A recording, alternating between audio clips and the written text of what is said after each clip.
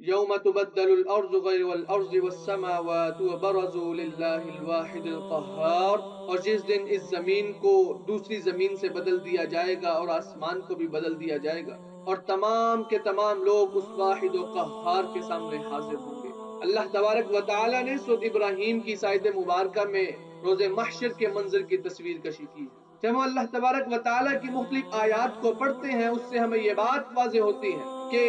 قیامت کا جو منظر ہے وہ اسی زمین پر برپا ہوگا، روز محشر اسی زمین پر قائم ہوگا، اور اس کے لیے اللہ تبارک و تعالیٰ اس زمین کے اندر مناسب تبدیلیاں کریں گے، اس زمین کو ہموار کر دیں گے، وسیع کر دیں گے، جس طرح اللہ تعالیٰ نے سورۃ الفجر میں فرمایا کلا اذا دکت الارض دکا دکا، کہ جس دن اللہ تبارک و تعالیٰ اس زمین کو کوٹ کوٹ کر ہموار کر دیں گے، اس کو وسیع کر دیں گے، اور اس کے پچکنے سے جو اس زمین کا لاوا ہے وہ باہر آئے گا، اور اس سے سمندر کا پانی بھاپ بن کر اڑ جائے گا، اور اللہ تبارک و تعالیٰ تمام زمین کو چٹیل میدان بنا دیں گے، اور اس پر اللہ تبارک و تعالیٰ روز محشر کو قائم کریں گے۔ اسی طرح اللہ تعالیٰ نے ایک اور جگہ فرمایا وَإِذَا الْأَرْضُ مُدَّتْ، اور جس دن زمین کو کھینچا جائے گا، یعنی ہموار کیا جائے گا، اس کو وسیع کیا جائے گا، اور اللہ تبارک و تعالیٰ قیامت کو اسی پر قائم کریں گے۔ اسی طرح نظام سماوی کے اندر بھی رد و بدل کیا جائے گا، جس کو سورۃ القیامہ میں اللہ تبارک و تعالیٰ نے بیان فرمایا وَجُمِعَ الشَّمْسُ وَالْقَمَرُ،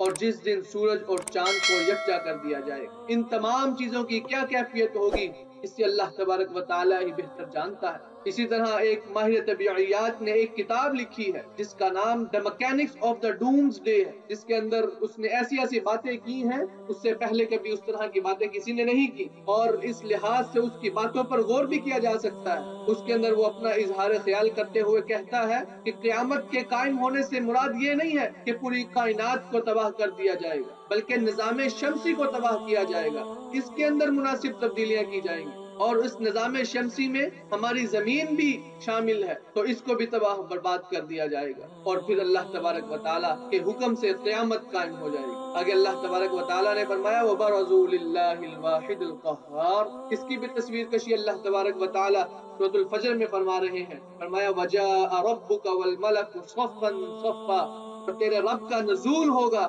اور فرشتے بھی قطار در قطار نازل ہوں گے۔ اسی طرح فرمایا وَجِيءَ يَوْمَئِذٍ بِجَهَنَّمَ، اور جہنم کو بھی سامنے حاضر کیا جائے گا۔ اللہ تبارک و تعالیٰ کے نزول کی کیفیت کیا ہے اس سے ہر کوئی بے خبر ہے، اللہ تبارک و تعالیٰ نے اس کا علم نہیں دیا۔ جس طرح اللہ تبارک و تعالیٰ رات کے آخری پہر آسمان دنیا پر نزول فرماتے ہیں، اس کی کیفیت ہمیں معلوم نہیں، اسی طرح قیامت والے دن اللہ تبارک و تعالیٰ جب یہاں پر اپنا نزول فرمائیں گے اس کی کیفیت کا بھی ہمیں علم نہیں ہے۔ ہاں، اس وقت شاید ہم پر اس کی کیفیت منکشف ہو جائے تو ہمیں اس کے بارے میں معلوم ہو جائے۔ اللہ تبارک و تعالیٰ نے اس آیت مبارکہ کے اندر قیامت کے منظر کی ہلکی سی تصویر کشی کی ہے۔ اللہ تبارک و تعالیٰ ہمیں قیامت کی تیاری کرنے کی توفیق عطا فرمائے۔ وآخر دعوانا ان الحمد للہ رب العالمین۔